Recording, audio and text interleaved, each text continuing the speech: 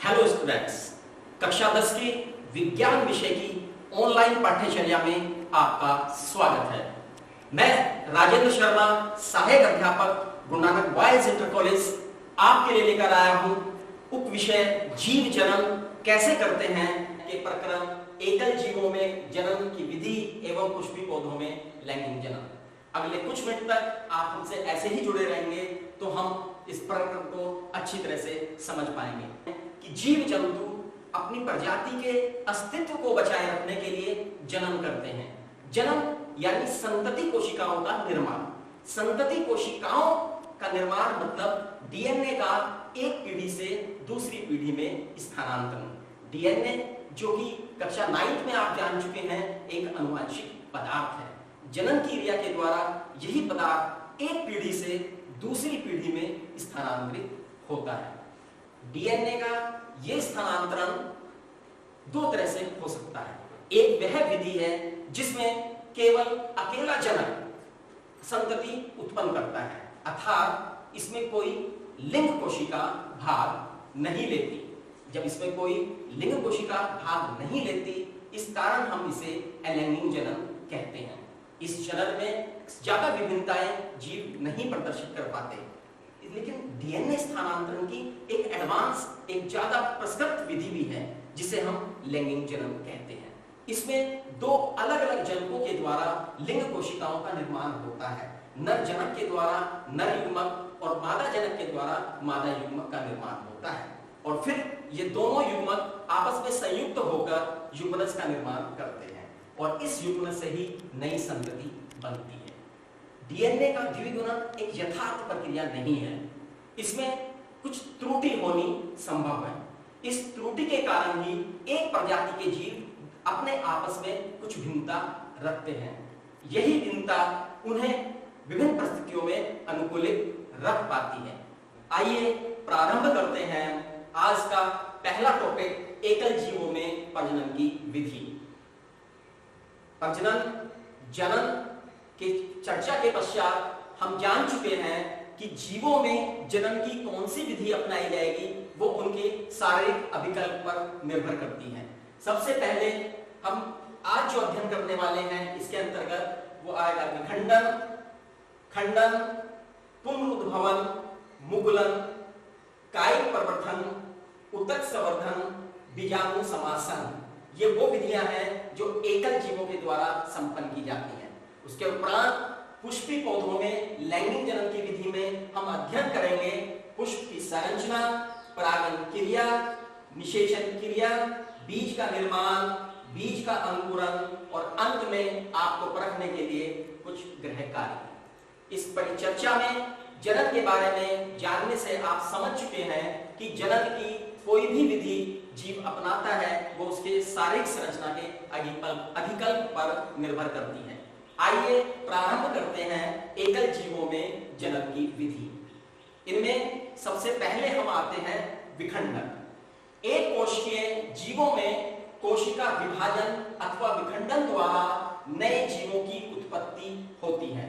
विखंडन की अनेक विधियां मान्य हैं। एमीबा तथा जीवाणु का एक कोशिकीय शरीर विभाजित होकर दो कोशिकाओं में बट जाता है, जिससे एक कोशिका से दो कोशिकाओं का निर्माण हो जाता है। एमीबा जैसे जंतु में सरल जीव में कोशिका का विभाजन किसी भी तरह से हो जाता है। जैसे देखिए ये अमीबा है, सबसे पहले उसका केंद्रक दो भागों में विभाजित होता है। केंद्रक के विभाजन के साथ साथ कोशिका विभाजन प्रारंभ हो जाता है, और कोशिका विभाजन पूर्ण होने पर एक एमीबा से दो संतति कोशिका बन जाती है। एमीबा जैसे सरल जीव में कोशिका का विभाजन किसी भी तरह से संभव है, लेकिन कालाजार के परजीवी लिस्मानिया में, जुगनिना में, जिनके शरीर की बनावट में शरीर के ऊपरी सिरे पर एक कोड़े के समान संरचना होती है, उनमें उनका शरीर केवल लंब रूप में ही विभाजित होकर दो भागों में बट पाता है। वहीं कुछ जीव, एक कोशिकीय जीव जैसे मलेरिया परजीवी प्लाज्मोडियम में उनका कोशाद्रव्य कई भागों में विभाजित हो जाता है और कई संतति कोशिकाएं का निर्माण करती हैं। इन्हें हम बहुखंडन के नाम से जानते हैं। इससे पूर्व यीस्ट भी अपनी दो कोशिकाओं में बड़ी के द्वारा विभाजित होता है। चलिए इससे आगे हम देखते हैं खंडन। सरल संरचना वाले बहुकोशिकीय जीव स्पाइरोगाइरा जैसे में उनमें जीवों की सरल विधि करती है कि उनका शरीर एक कई टुकड़ों में टूट जाता है और फिर प्रत्येक टुकड़े से नया जीव उत्पन्न हो जाता है। ये संरचना सरल संरचना वाले बहुकोशिकीय जीवों में संभव है, जैसे स्पाइरोगाइरा। लेकिन बहुकोशिकीय जंतुओं में प्राय प्रत्येक कोशिका विभाजित हो यह संभव नहीं है, क्योंकि उनका बहुकोशिकीय शरीर ऊतकों का बना होता है और ऊतक संयुक्त होकर अंग बनाते हैं। इनकी विशेष संरचना संगठन इसे ये निर्धारित नहीं कर पाता कि प्रत्येक भाग प्रत्येक कोशिका अलग अलग रूप से विभाजित हो। अतः इनमें विभाजन के लिए कुछ नए अंग विकसित हो जाते हैं जो विशिष्टीकृत कार्य करते हैं। चलिए अब आगे देखते हैं। पुनरुद्भवन। पूर्ण रूप से विभेदित जीवों में अपने कायिक भाग से नए जीव के निर्माण की क्षमता होती है, अर्थात यदि इनके शरीर का कोई भाग क्षत विक्षत हो जाए तो उससे नया जीव विकसित हो जाता है, जैसे हाइड्रा और प्लेनेरिया में। प्लेनेरिया में यदि प्लेनेरिया का शरीर कई खंडों में बांट दिया जाए, यहाँ पर जैसे चित्र में आप देख रहे हैं 3 खंडों में बांटा गया है। प्रत्येक खंड के शेष भाग जो है विकसित होकर नए प्लेनेरिया जीव को बना लेता है। यहाँ पर सिर वाला हिस्सा है तो शेष हिस्सा संयुक्त होकर प्लेनेरिया का निर्माण करता है। बीच वाले हिस्से से सिर और पूंछ वाला हिस्सा विकसित होकर पूर्ण प्लेनेरिया बनाता है और ऐसे ही सबसे अंतिम भाग से शेष प्लेनेरिया का शरीर विकसित हो जाता है। यानी कि पुनरुद्भवन में कोशिकाएं विभेदित होकर नई कोशिकाओं का निर्माण कर लेती हैं, जिससे कि पूरे जीव का शरीर तैयार हो जाता है। इससे आगे विधि में हम देखेंगे हाइड्रा में एक विधि होती है मुकुलन। हाइड्रा जैसे कुछ प्राणी पूर्ण जनन की क्षमता वाली कोशिकाओं का उपयोग मुकुलन के लिए करते हैं। हाइड्रा में कोशिकाओं में अनियमित विभाजन के फलस्वरूप एक उभार विकसित हो जाता है। यह उभार वृद्धि करता हुआ मुकुल बनाता है। इसमें धीरे धीरे ये विकसित होकर नन्हे जीव में बदल जाता है। ये नन्हा जीव मात्र हाइड्रा से अलग होकर पूर्ण नन्हे जीव में विकसित हो जाता है। इस प्रकार मुकुलन विधि के द्वारा हाइड्रा में प्रजनन होता है। इसकी अगली विधि की तरफ हम चलते हैं, कायिक प्रवर्धन। जब बीज को छोड़कर पौधे के अन्य भाग से नया पौधा विकसित हो जाता है, तब हम इसे कायिक प्रवर्धन के नाम से जानते हैं। कायिक ऐसे बहुत से पौधे हैं जिसमें जड़, तना, पत्तियां उपयुक्त परिस्थितियों में नया पौधा उत्पन्न करते हैं। जंतुओं के विपरीत एकल पौधों की इस क्षमता का उपयोग ये जनन के रूप में करते हैं। एकल विधि में कायिक प्रवर्धन की विधि प्राय जो देखने में आती है वे पौधों में 2 रूप से दिखाई देती है, एक प्राकृतिक कायिक प्रवर्धन और एक कृत्रिम कायिक प्रवर्धन। कृषि में कृत्रिम कायिक प्रवर्धन की कलम विधि, रोपण विधि और दाब विधि का प्रयोग किया जाता है। कलम विधि, दाब विधि और रोपण विधि से नींबू, केला जैसे पौधों में कायिक प्रवर्धन किया जाता है। यहां देख रहे हैं आप चित्र में एक ब्रायोफिल्लम की पत्ती में कलिकाएं विकसित हो गई हैं। ये कलिकाएं मात्र पौधे से अलग होकर भूमि में गिर जाती हैं और अंकुरित होकर नए पौधे को जन्म देती हैं। अब हम एक आधुनिक तकनीक ऊतक संवर्धन पर बात करते हैं। ऊतक संवर्धन तकनीक में पौधे के ऊतक अथवा उसकी कोशिकाओं को पौधे के शीर्ष के वर्तमान भाग से अलग करके नए पौधे उगाए जाते हैं। इनमें कोशिकाओं को कृत्रिम पोषक माध्यम में रखते हैं, जिससे कोशिकाएं विभाजित होकर कोशिकाओं का एक छोटा समूह बना लेती है, जिसे कैलस कहते हैं। इस कैलस को जब वृद्धि एवं विभेदक युक्त हार्मोन्स में रखा जाता है, तब ये वहां पर नन्हे पौधे में विकसित हो जाते हैं, जिन्हें वहां से उठाकर जमीन में रोपित कर दिया जाता है, जहां से वो नए पौधों में विकसित हो जाते हैं। इस प्रकार से संक्रमण मुक्त माध्यम से उत्तक संवर्धन तकनीक के द्वारा एक पौधे के भाग से कई पौधे तैयार किए जाते हैं। आजकल इस विधि का उपयोग ऑर्नामेंटल प्लांट्स को उगाने में ज्यादातर किया जा रहा है। अनेक सरल बहुकोषीय जीवों में भी विशिष्ट संरचनाएं पाई जाती हैं। जैसे यदि हम देखें राइजोपस में, उसमें सूक्ष्म तंतुओं का कवक जाल फैला होता है। ये कवक जाल तो जनन में हिस्सा नहीं लेते, परंतु इनके ऊर्ध्व तंतु पर सूक्ष्म गोल संरचनाएं पाई जाती हैं, जिन्हें हम बीजाणुधानी कहते हैं। इन बीजाणुधानियों से छोटे छोटे बीजाणु बाहर निकलते हैं और ये बीजाणु हवा में उड़कर नई जगह पर जाकर अंकुरित हो जाते हैं और नए राइजोपस को जन्म देते हैं। डबल रोटी आदि के ऊपर आपने इस प्रकार के फफूंद को उगते हुए देखा होगा। इस प्रकार से एकल जीवों में जनन की विधियां हमने आपसे चर्चा की हैं। आइए अब हम देखेंगे कि आवर्तबीजी पौधे अपने इस लैंगिक जनन की प्रक्रिया को किस प्रकार से संपादित करते हैं, पूर्ण करते हैं। लेकिन उससे समझने से पहले हमें आपको बताना पड़ेगा कि पुष्प क्या है। चलिए शुरू करते हैं आपकी प्रक्रिया। पुष्पी पौधों में लैंगिक जनन कैसे होता है। पुष्प पौधे का जननांग है। जननांग वो अंग होते हैं जिनमें जनन कोशिकाओं का निर्माण होता है। पुष्प बाहरी तरफ से तो एक जैसा दिखता है, लेकिन यदि हम उसको ध्यान से देखें तो उसमें 4 संरचनाएं हमें स्पष्ट दृष्टिगोचर होती हैं। क्या है वो संरचनाएं, चलिए देखते हैं स्क्रीन पर। सबसे ऊपर बाह्य दल। बाह्य दल वास्तव में हरे रंग की संरचनाएं होती हैं। ये कलिका अवस्था में जब पुष्प को बंद करके रखते हैं तो पुष्प के जो भीतर 3 चक्र हैं, दल, पुंकेसर और स्त्रीकेसर, उनकी सुरक्षा का कार्य करती हैं। इसका दूसरा चक्र दल है। प्रायः पुष्पी पौधों में दल ही रंगीन होते हैं। ये ही परागण क्रिया के लिए कीटों को अपनी ओर आकर्षित करते हैं। परागण क्रिया क्या है, इस पर हम आज ही बाद में चर्चा करेंगे। दलों की संख्या भी बहुत महत्वपूर्ण रखती है। बाह्य दल और दल ये कोई लिंग कोशिका का निर्माण नहीं करते। इस कारण से हम इन्हें जनन में सहायक अंग कहते हैं। जहां तक बात है पुंकेसर की, पुंकेसर पुष्प का नर जनन अंग है जो नर युग्मक का निर्माण करता है, और स्त्रीकेसर पुष्प का मादा जनन अंग है जो मादा कोशिकाओं का निर्माण यानी कि अंड का निर्माण करता है। इस पुष्प की अनुदैर्ध्य काट में यदि मैं आपके सामने विस्तृत रूप से चर्चा करूं तो आप देख पा रहे हैं ये बाहर जो हरे रंग की संरचनाएं हैं ये बाह्य दल हैं। इसके पश्चात ये रंगीन रंग की संरचनाएं आप देख पा रहे हैं, इन्हें हम दल के नाम से जानते हैं। तीसरी संरचना पुंकेसर है। इसकी भी संरचना का विस्तृत अध्ययन मैं आगे करूंगा। और चौथी और अंतिम संरचना ये कुछ स्त्रीकेसर है।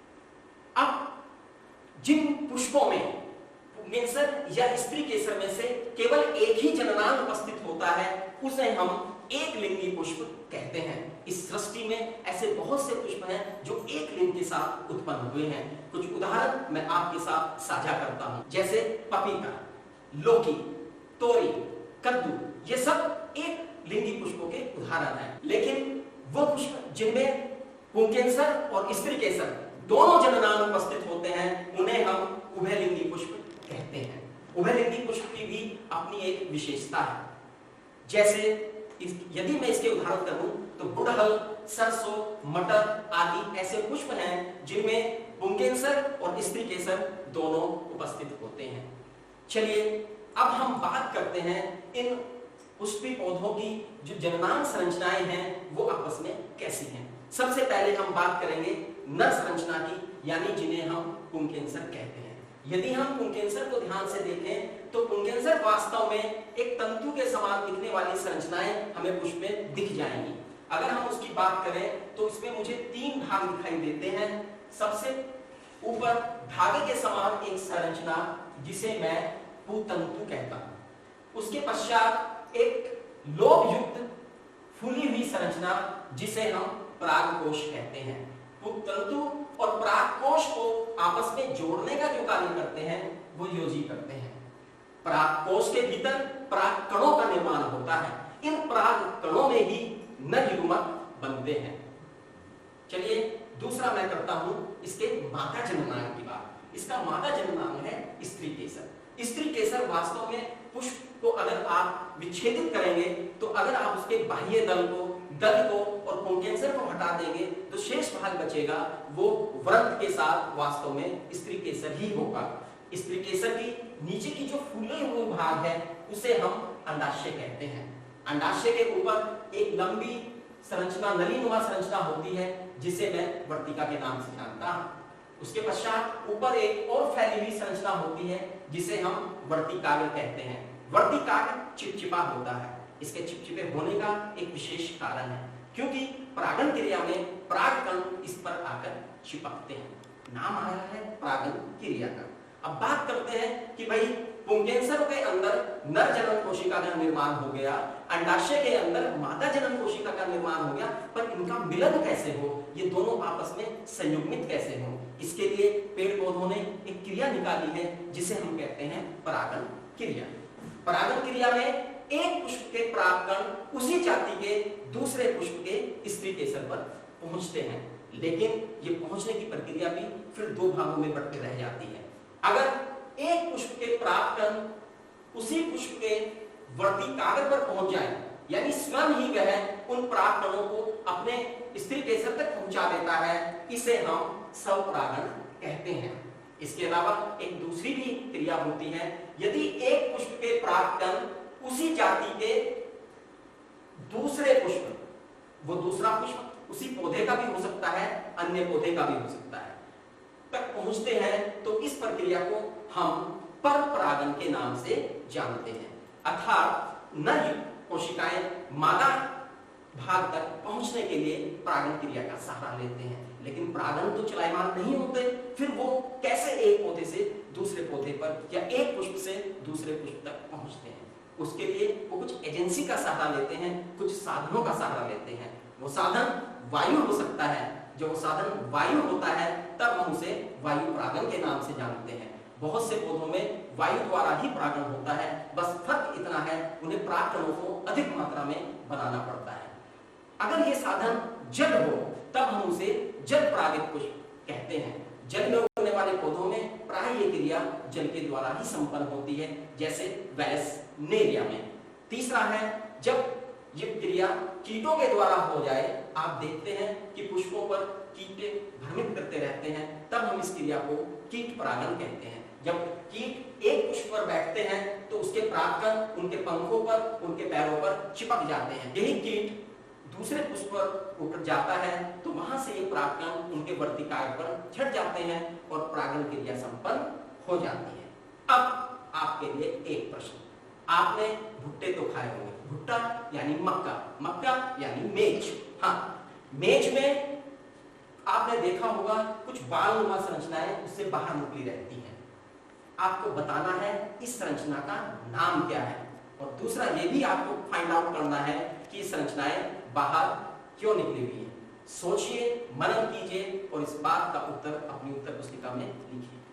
चलिए, हमने कहा नर कोशिकाएं बन गई, मादा कोशिकाएं बन गई, परागकण वर्तिकाग्र तक पहुंच गए, लेकिन इस नर युग्मक की मंजिल तो मादा युग्मक तक पहुंचने की है। यह क्रिया कैसे संपन्न होती है, इसे समझने से पहले हमें परागकणों के अंकुरन को जानना पड़ेगा।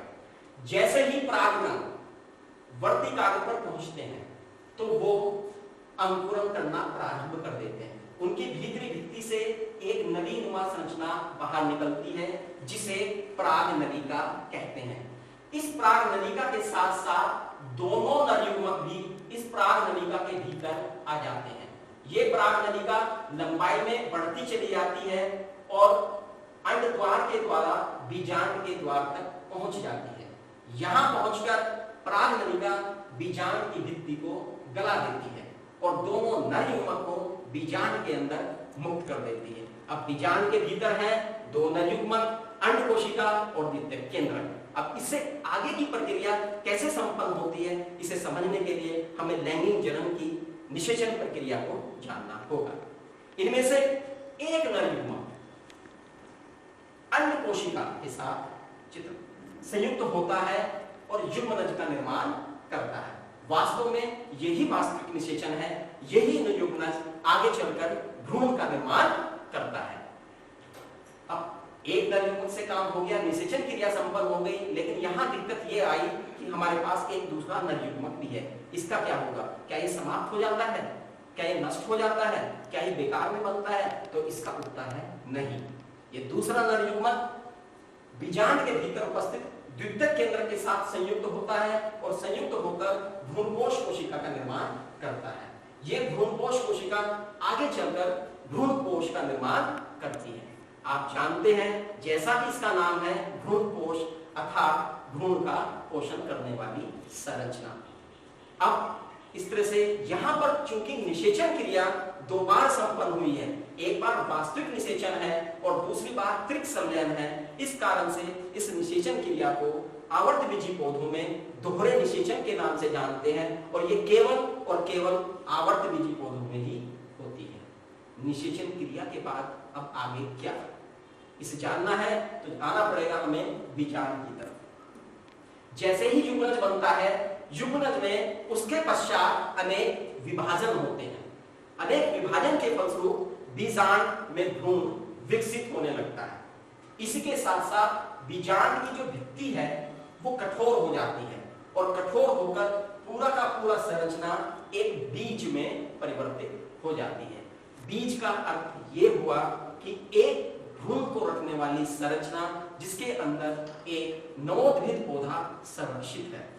यानी हम इससे और आगे बढ़ेंगे, इस प्रक्रिया के पश्चात हमारे पास बीज आ जाते हैं, लेकिन अब पुष्प के जो विभिन्न अंग हैं उनके साथ क्या होता है, चलिए इस पर भी एक परिचर्या करते हैं। चूंकि पुष्प का जो कार्य था वो तो संपन्न हुआ, उसके बाद अगर हम बाह्य दल को देखें, बाह्य दल प्राय सूख कर गिर जाते हैं। दल जो दूसरी संरचना थी ये भी प्राय सूख कर गिर जाते हैं। पुंकेसर सूख कर गिर जाते हैं, लेकिन अंडाशय पककर तेजी के साथ फल में परिपक्व हो जाता है और बीजांड बीज का निर्माण करते हैं। यानी बीज फल के अंदर बंद हो जाते हैं। इस कारण हमने इन्हें आवर्तबीजी पौधे कहा। अब एक प्रश्न आपके लिए है, पेड़ पौधे तो अपने फलों का सेवन करते नहीं हैं, तो फिर वो फल का निर्माण क्यों कर रहे हैं? फल की आवश्यकता उन्हें नहीं है क्या? उसके ऊपर वो अपनी ऊर्जा को अनावश्यक खर्च कर रहे हैं? जरा सोचिए, अंकुरित कीजिए कि आप उन फलों का क्या करते हैं। जीव जंतु भोजन के लालच में उन फलों का सेवन करते हैं और अकारण ही न जानते हुए भी उनके बीजों को इधर उधर छितर देते हैं। इसे ही हम बीजों का प्रकीर्णन कहते हैं। अर्थात बीज अपने मातृ पौधे से दूर पहुंच जाता है और वहीं पर जाकर वो अंकुरन करता है। अंकुरन का क्या अर्थ है, आइए इसे भी समझते हैं। अगर हम देखें कि जब बीज तैयार हो जाते हैं तो किसान उन्हें भूमि में डाल देते हैं। भूमि में बो देने के बाद उनके साथ वो उन्हें कुछ आवश्यक सेवाएं देते हैं, यानी पानी उन्हें देते हैं, ताप उन्हें सूर्य से मिल रहा है और ऑक्सीजन उन्हें भूमि से मिल रही है। इन सभी अनुकरण दशाओं में बीज के अंदर का भ्रूण विकसित होता है। उसका ऊपरी भाग प्रांकुर के रूप में विकसित होता है जो आगे चलकर प्रहोतंत्र का निर्माण करता है और निचला हिस्सा मूलांकुर जड़ तंत्र का निर्माण करता है जो जड़ के लिए होता है। मैंने बताया था कुछ पौधों में भ्रूणपोष होता है और कुछ में भोजन बीज पत्रों के भीतर संचित रहता है। यदि हम चने में देखें तो भोजन इन बीज पत्रों में संचित रहता है। इससे ही इस विकसित होते हुए भ्रूण को भोजन मिलता है। आइए बीज के अंकुरन का एक प्रयोग आप भी करके देखिएगा। अपने घर से कुछ चने के बीज लीजिएगा, उन्हें रात भर पानी में डुबो कर रखिएगा।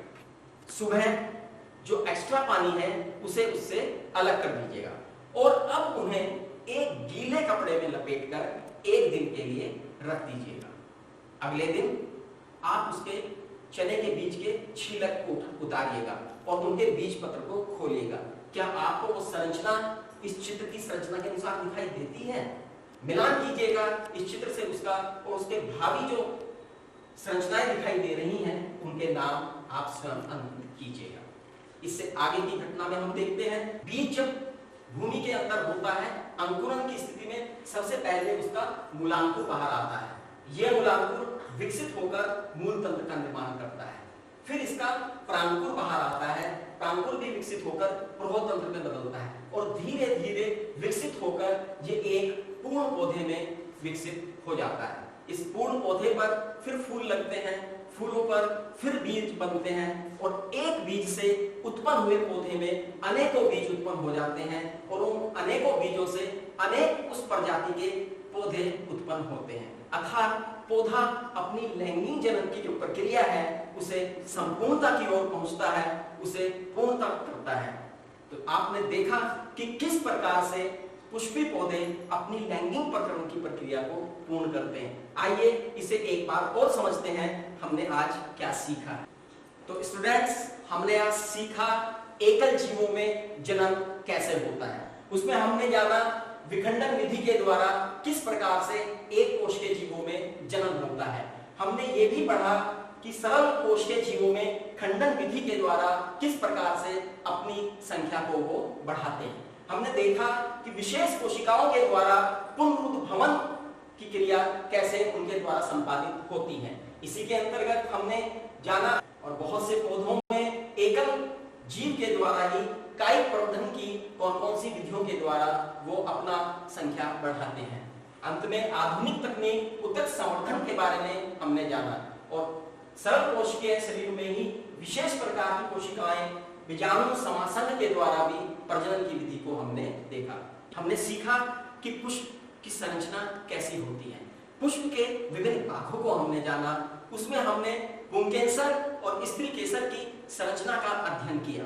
हमने ये भी जाना कि इनमें परागण क्रिया कैसे संपन्न होती है, परागण क्रिया कितने प्रकार से पुष्पी पौधों में संपन्न होती है, ये भी हम सीख पाए हैं। हमने उन एजेंसियों के बारे में भी जाना, उन साधनों के बारे में भी जाना जो परागण क्रिया को पूरा करने में पुष्प की सहायता करते हैं। परागण क्रिया के पश्चात पुष्प में परागणों के अंकुरन की प्रक्रिया को हमने विस्तार से समझा है। हमने ये भी जाना है कि किस प्रकार से निषेचन की क्रिया आवर्तबीजी पौधों में संपन्न होती है। विशेष गुण है आवर्तबीजी पौधों का निषेचन क्रिया, उस पर भी हमने आज फोकस किया है। निषेचन क्रिया के पश्चात बीज किस प्रकार से बनते हैं और उस बीज के अंकुरन से नवोद्भिद कैसे फूटता है, वो आज हमने आज की स्लाइड्स के द्वारा आपको समझाने की कोशिश की है।